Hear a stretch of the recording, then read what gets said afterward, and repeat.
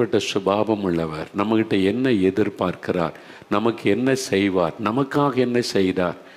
ஏதோ அவர் வந்தார், கல்யாணம் பண்ணார், 2 பொண்டாட்டி கட்டினார், அவர் இப்படி ஆனார் அப்படி ஆனார்னு அதனால எனக்கு என்ன பிரயோஜனம்? கடவுள் என்று சொல்லுகிற எனக்கு என்ன செய்தார், எனக்காக என்ன செய்தார், அவர் இப்போ எனக்கு என்ன செய்ய முடியும்?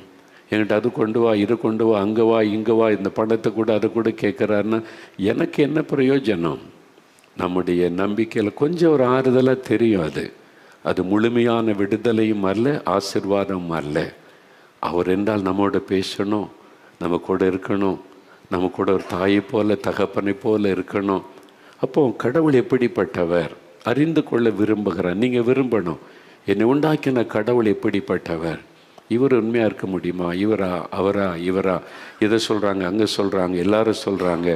அதனால் யார் எனக்கு தெரியணும்னு தேடி பாருங்கள்.